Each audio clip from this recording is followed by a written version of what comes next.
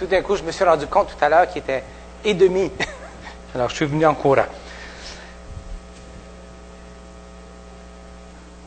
Vendredi, lors de notre rencontre de prière, nous avons entamé l'introduction de ce matin. C'est-à-dire que, et je vais vous faire part très brièvement de ce que nous avons vu. Et le thème ou le sujet est la prière.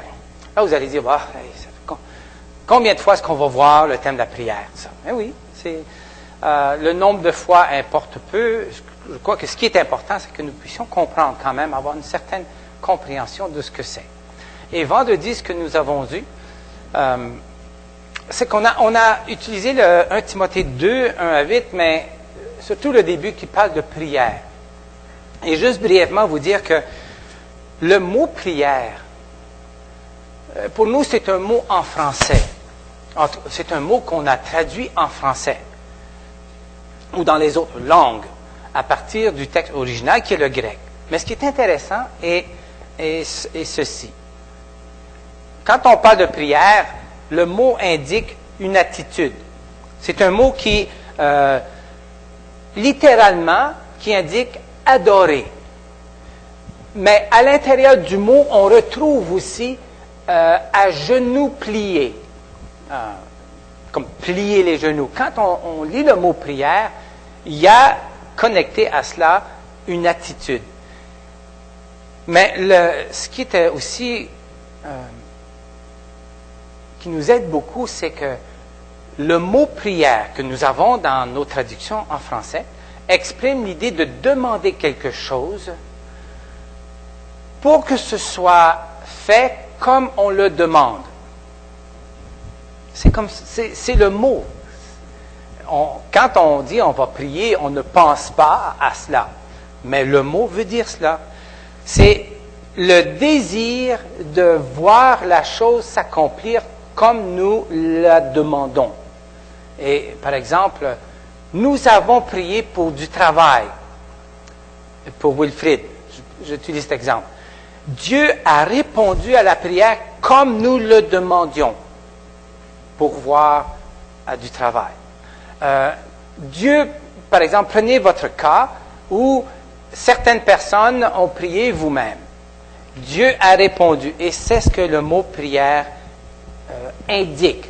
Ce n'est pas une suggestion de ce mot, mais ceci indique, nous mène vers cela. Et ce matin, j'aimerais que nous puissions voir dans notre lecture Luc 11, 1 à 13. Nous n'allons pas le lire, mais je vous invite à le noter et à lire ce texte chez vous, dans le calme de chez vous, là où vous vous sentez le mieux. Imaginons pour un instant ceci. Bon, vous avez ce texte, bien entendu. Luc a été écrit à une époque X de la règle du temps, de la lignée du temps. Il a été écrit à un certain temps, c'était au 1er siècle de notre ère. Donc, ça a été écrit à un moment donné, dans un contexte donné. Imaginons que nous sommes à cette époque, juste avant la mort, avant la résurrection de Jésus-Christ. Donc, bien entendu, le mot prière existe. Parce que Dieu appelle son peuple depuis, dans toute la première alliance, Dieu appelle son peuple à prier. Donc, voici, nous sommes dans cette époque. Et voici ces Juifs qui se rencontrent. Ce sont des hommes, ce sont des femmes qui aiment Dieu. Et ils se rencontrent régulièrement au temple pour prier. Mais il fallait à ce moment-là le prêtre, c'est-à-dire c'était le sacrificateur, ou son synonyme prêtre, que nous connaissons mieux aujourd'hui. Mais lui, c'est lui qui avait la tâche de rencontrer ces personnes et vraiment d'être les intercesseurs. C'était les prêtres qui intercédaient. Ce sont eux qui prenaient les sacrifices, qui accomplissaient les sacrifices, comme Dieu l'avait ordonné. Donc, voici ces premiers avant que Christ meure et ressuscite. Et ce rôle, c'était le rôle de ces hommes qui, entre Dieu et nous, que Dieu avait choisi, les sacrificateurs, les prêtres, et Dieu avait choisi ces personnes-là. Mais voici que depuis que Jésus est mort, est ressuscité, il est allé vers son Père et qu'il a envoyé son esprit, nous lisons que maintenant, les choses ont changé. Donc, l'être humain, la personne n'a plus à aller vers un intermédiaire humain, parce que Christ maintenant est devenu l'intermédiaire. C'est lui, Jésus-Christ. Il pouvait prier, donc c'est-à-dire que ces premiers Juifs qui sont devenus croyants pouvaient prier Dieu, pouvaient aller à Dieu sans intermédiaire, sans aller au prêtre. Et donc, à ce moment-là, je sais qu'il ne faut pas faire ça. Et ces premiers croyants découvrent une nouvelle liberté. Souvenez-vous des événements, et nous allons lire ces textes à la Pâque, fin avril, où la mort de Christ, dans le temple, dans l'édifice du temple de Jérusalem, il y avait un voile qui séparait la partie de ceux qui travaillaient, les prêtres, les sacrificateurs, et vous aviez une partie où les gens du peuple venaient apporter leur offrande pour le sacrifice, mais vous aviez une troisième partie. Et elle était séparée par un rideau environ de cette épaisseur, fait de lin. Et à la mort de Christ, ce rideau s'est déchiré. Et derrière ce rideau était la représentation de la présence même de Dieu. Aucun être humain ne pouvait entrer dans ce lieu et vivre. Et ce rideau s'est déchiré. Et Christ, maintenant, était devenu le prêtre, le sacrificateur. Donc, il n'était plus nécessaire maintenant pour les gens d'apporter l'animal ou la tourterelle ou pour le pardon de leurs péchés. Ils pouvaient aller directement à Dieu par Jésus-Christ. Et on s'imagine un petit peu cette époque, cette période qui est vraiment nouvelle.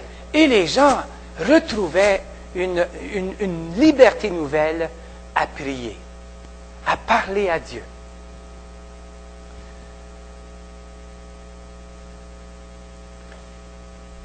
Je crois que je devais faire ça. Voilà. Bon. Et Acte 2,42, c'est un très court texte, mais ça nous donne comme un résumé de la vie de ces premiers croyants, ces hommes et ces femmes qui ont reçu la vie de Christ par la puissance de son esprit. Renouvelés complètement. Et là, dans ce texte, on a comme une bulle compressée de leur vie communautaire. Et dans ces premiers temps de l'Église, tous les croyants retrouvent cette nouvelle liberté, c'est totalement nouveau. Et voici un petit peu leur vie, comment elle se vivait. Ils dévouaient leur temps à adorer Dieu dans la prière, à confesser leurs péchés les uns aux autres. Il ne faut pas l'identifier comme la confession auriculaire. Entendons-nous. C'est-à-dire que si quelqu'un avait fait tort à une autre personne, il le lui confessait. C'est dans ce sens que ce texte est écrit. Donc, confesser les péchés les uns aux autres, à intercéder pour les autres. Et le mot intercession fait partie de la prière. C'est ce que nous avons vu vendredi. Donc, ils intercédaient les uns pour les autres, à prier Dieu pour leurs besoins et à demander à Dieu pour leurs besoins, demander à Dieu la bénédiction de Dieu comme Jésus leur avait enseigné. Rien ne pouvait leur enlever cette liberté nouvelle en Jésus-Christ. Jésus-Christ le ressuscité. Rien maintenant ne pouvait leur enlever cette liberté.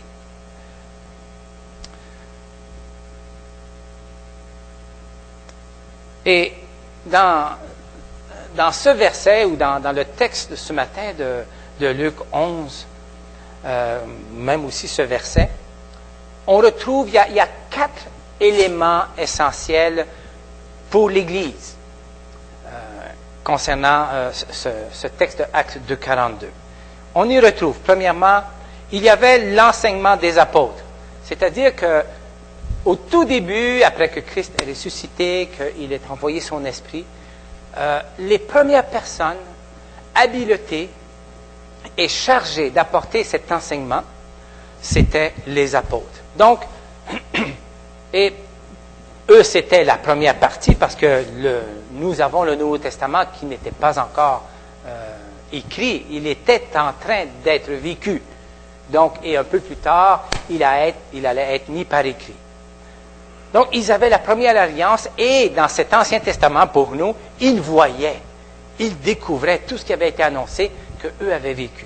Donc, les apôtres avaient la tâche d'enseigner. Ensuite, on revoit la deuxième chose, c'est que la communion fraternelle. Ça, c'est un mot, peut-être qu'on a enlevé peut-être sa signification profonde. C'est-à-dire que les gens étaient ensemble. Ce n'est pas qu'ils se mêlaient des affaires des autres, c'est pas ça.